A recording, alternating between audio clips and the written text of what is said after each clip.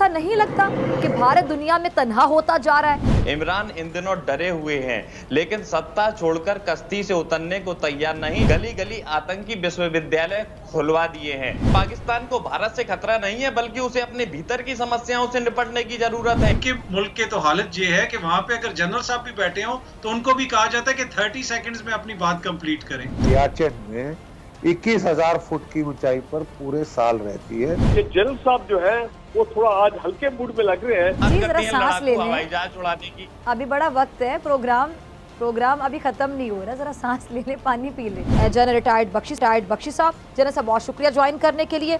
और भारत के मारूफ सहाफ़ी हैं दुबे जी, आपका भी बहुत शुक्रिया ज्वाइन करने के लिए। पाकिस्तान से मेरे साथ मौजूद है ब्रिगेडियर रिटायर्ड फारूक हमीद साहब, बहुत शुक्रिया ब्रिगेडियर साहब ज्वाइन करने के लिए। और तजियाकार अतर काजमी साहब, अतर आपका भी बहुत शुक्रिया वक्त देने के लिए। गुफ्तगू का आगाज़ में दुबे जी आपसे करना चाहूँगी। दुबे जी, OIC वज़ीर ख़ारजा की कौंसिल ने भी कश्मीर में जो बर्बरियत हो रही है उसकी मज़म्मती करारदाद मंजूर कर ली है। क्या अब आपको ऐसा नहीं लगता कि भारत दुनिया में तन्हा होता जा रहा है? देखिए, मैं कहूँ आपसे, किसी ने बहुत खूब कहा है, हदे गमे हस्ती से गुजर क्यों नहीं जाते, जीना नहीं आता तो मर क्यों नहीं जाते। मंजिल को पाना है तो तूफान भी मिलेंगे, डर अगर है तो कश्ती से उतर क्यों नहीं जाते। इमरान इन दिनों डरे हुए हैं, लेकिन सत्ता छोड़कर कश्ती से उतरने को तैयार नहीं। जाहिर है, जब धकिया दिए जाएंगे तो डूब जाएंगे। जब हिंदुस्तान से पाकिस्तान अलग किया गया था तब तस्वीर कुछ और थी, अब तस्वीर कुछ और है। आज़ादी के बाद सत्ता के सिंहासन की सवारी करने वालों ने पाकिस्तान को नर्क बना डाला है और गली गली आतंकी विश्वविद्यालय खुलवा दिए हैं। आप बात करते हैं अंतर्राष्ट्रीय जिस मंच की, उस मंच ने आज तक उइगर मुसलमानों पर किए जा रहे चीन के अत्याचार के बारे में कभी कुछ नहीं बोला। तो ऐसा नहीं होता कि दो भाषिया रवैया नहीं चल सकता। जब कभी सत्ता खतरे में पाकिस्तान में नजर आती है, सरकार को, इमरान खान को भारत विरोधी नफरत के इंजेक्शन आवाम को लगाया जाता है। जरा भी रहम पाकिस्तानी आवाम के दिलों में क्यों नहीं जागती? मैं पूछना चाहता हूं इमरान खान जी से, नफरत की आग में झोंक कर क्यों पाकिस्तानी हुकूमत आवाम का शोषण करना चाहती है? मुद्दों से ध्यान भटकाकर गाला बिस्किट जैसे ये तो आपकी बीजेपी की गवर्नमेंट करती है, नरेंद्र मोदी करते हैं अपने जनता के साथ। ये तो नरेंद्र मोदी साहब करते हैं, आप गलत नाम ले गए। आप कह रहे हैं पाकिस्तान के प्राइम मिनिस्टर ऐसा करते हैं। नहीं मचाई जाती। याद कीजिए ISI के पूर्व प्रमुख लेफ्टिनेंट जनरल दुरानी के इंटरव्यू को, उन्होंने क्या कहा? उन्होंने भी साफ तौर पर यही माना कि पाकिस्तान को भारत से खतरा नहीं है, बल्कि उसे अपने भीतर की समस्याओं से निपटने की जरूरत है। क्या आपके पूर्व अधिकारी ISI के झूठ बोलेंगे? आप बोल दीजिए कि आपके अधिकारी झूठे हैं। नहीं, आपके एक अधिकारी ने जैसे तैसे कर सच बोला है, पहली बार सच बोला है। आप खुलकर बोलिए, क्यों पाकिस्तानी अवाम परेशान है? बार बार सीज फायर उल्लंघन करके भारत की तरफ आंख दिखाने वाले इस बात को जरूर याद कर ले कि इसी दिसंबर के महीने में महज 13 दिनों में बांग्लादेश ने जन्म लिया था। बांग्लादेश आज भी पाकिस्तान के अत्याचार को नहीं भूला है। साथ ही दुनिया के देशों में अपने वजन का अंदाजा आप इसी बात से लगा लें कि UN में पाकिस्तान के प्रस्ताव पर आधे से अधिक सदस्यों ने मतदान ही नहीं किया।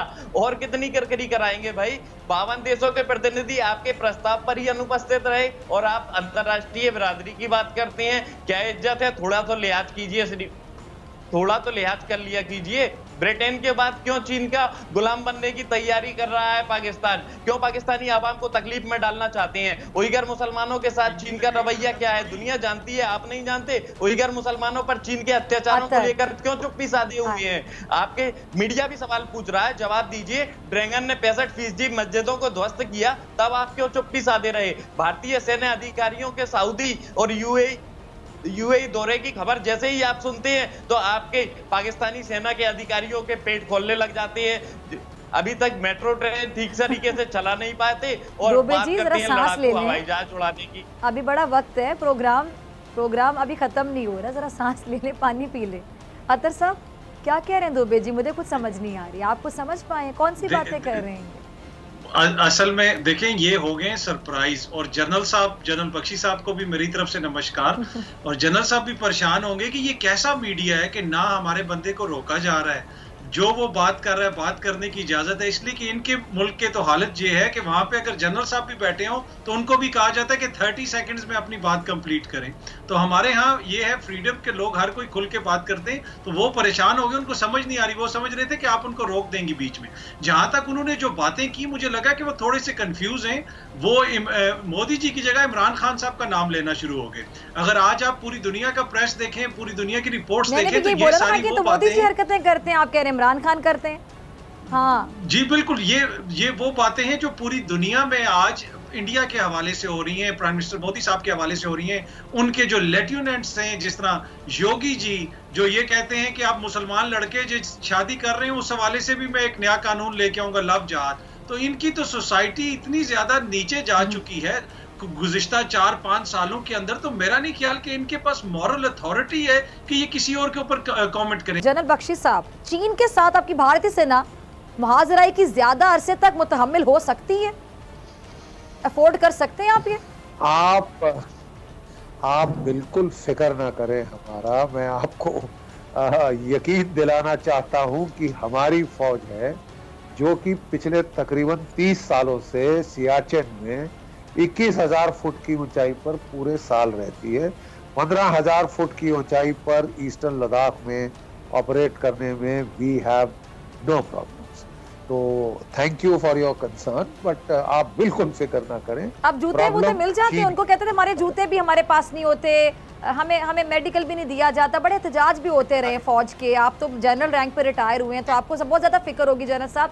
अब जूते वगैरह दिए जाते हैं जब इतनी ऊंचाई पर उनको भेजा जाता है? आपके लोगों की वहाँ बड़ी किरकिरी हो चुकी है, तो आप ना बात करें तो ठीक है। और जरा बताइएगा ना, एक तरफ आप कहते हैं कि पाकिस्तान आपसे छोटा देश है, छोटा मुल्क समझते हैं आप रकबे के लिहाज से, आबादी के लिहाज से, जिस तरह भी समझ लें, और फिर साथ आपके हवास पे हर वक्त पाकिस्तान ही सवार रहता है। इतनी साजिशें क्यों करते हैं पाकिस्तान के खिलाफ? पाकिस्तान की तरक्की आपको क्यों हजम नहीं होती, क्यों बर्दाश्त नहीं होती? समस्या ये है आप लोगों की कि आप दुनिया के सामने कर्ज लेने के लिए जब जाते हैं तो कोरोना जैसी महामारी का बहाना बनाते हैं, लेकिन हथियारों की होड़ में आप उसी कर्ज लिए हुए पैसे का इस्तेमाल करते हैं। इमरान खान दुनिया में गाना गाते घूम रहे हैं कि इस समय हमारे जैसे छोटे मुल्क को राहत मिलनी चाहिए, कर्ज अदायगी में कुछ रियायत मिलनी चाहिए, लेकिन नहीं, हथियारों की होड़ में पाकिस्तान हमेशा आगे है, पॉल्यूशन फैलाने में पाकिस्तान हमेशा आगे है। अंतर्राष्ट्रीय समस्या सबसे बड़ी आतंकवाद, जिस पर कभी ध्यान नहीं दिया जाएगा, लेकिन पाकिस्तान में उसका लालन पालन जरूर किया जाएगा। क्यों नहीं पाकिस्तान में आतंक के खिलाफ कड़ी कार्रवाई की जाती? क्यों पाकिस्तानी सेना लादेन को नहीं मार पाई जबकि वो वहीं छुपा बैठा था? अगर आतंक के खिलाफ लगाम लगाने में आपका देश सक्षम नहीं है तो आप भारत से आतंक के खिलाफ कार्रवाई में सहयोग के लिए गुहार लगा सकते हैं, शायद आपको मदद मिल जाए। लेकिन मुश्किल ये है कि आतंक से लड़ने की इच्छा शक्ति इमरान सरकार के पास नहीं, इमरान खान के पास नहीं। और जान लीजिए कि बिगड़ैल बेटों को सुधारना भारत वालों को अच्छी तरह आता है। अब कुछ ढका छुपा नहीं है, पूरी दुनिया ने तस्वीर देखी है। अभी कुछ देर पहले आप वीडियो की बात कर रही थी, आपके देश का वीडियो वायरल हुआ है, पूरी दुनिया ने देखा कि कैसे दूल्हे को एक शादी में AK-47 राइफल दहशतगर्दी के लिए खून बहाने को दी जाती है। मौजूदा हालात में इमरान डरे हुए हैं। जब उनकी तानाशाही का विरोध तेज होने लगा तो उन्होंने विरोधियों को बिना किसी आरोप गायब कराना शुरू कर दिया और मानवाधिकार की धज्जियां उड़ाना शुरू कर दी। लेकिन ये खेल अब ज्यादा दिन नहीं चलेगा। सेना के दबाव से दबे इमरान भी ये अच्छी तरह जानते हैं कि पाकिस्तान के कब्जे वाले कश्मीर को वापस लेने के लिए भारत प्रतिबद्ध है। विचार करने योग्य है, UAE ने पाकिस्तानियों के लिए वर्क वीजा क्यों रद्द कर दिया? संभव है जल्द ही वह समय भी आ जाए कि पाकिस्तान का नक्शा बदल जाए, क्योंकि गिलगिट बाल्टिस्तान में गलत तरीके से हथियारों की नोक पर चुनाव कराने का आवाम ने खुलकर विरोध किया है और यही विरोध की चिंगारी बहुत कुछ तहस नहस कर सकती है।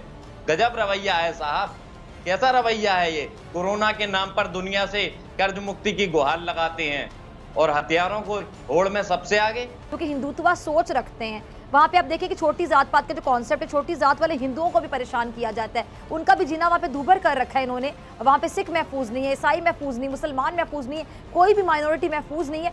आप ये सोच देखिए कि कैसी सोच है ये कि किसी की तकलीफ में, किसी की अजियत में, किसी को दबाने में कोई और खुश हो रहा है। ये कैसी सोच है? पाकिस्तानी पैनल से चर्चा करने के लिए मैं यहाँ मौजूद हूँ, लेकिन ऐसा नहीं है कि मुश्किल ये है कि आप लोग दूसरे को मुश्किल में डालकर खुश होना चाहते हैं, जो कि हो नहीं सकता।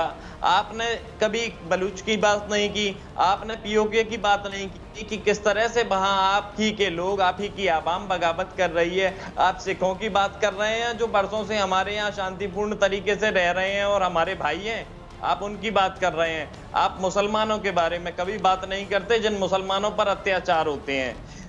आपके यहाँ इमरान का विरोध करने पर लोग गायब करा दिए जाते हैं। पीटीएम के नेता कहां गायब हो गए आपको नहीं मालूम होगा, लेकिन कॉल टैपिंग कैसे की जाती है, मरियम की कॉल कैसे टैपिंग की जाती है, आप नहीं बता पाएंगे।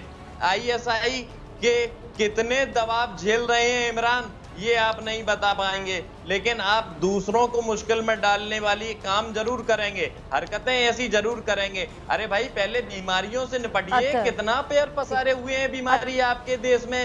स्तन कैंसर आपका लास्ट कमेंट जी, आपका लास्ट कमेंट सबसे ज्यादा है। हर 10 में से एक महिला को स्तन कैंसर है और हर साल हजारों लोगों की मौत पाकिस्तान में हो रही है।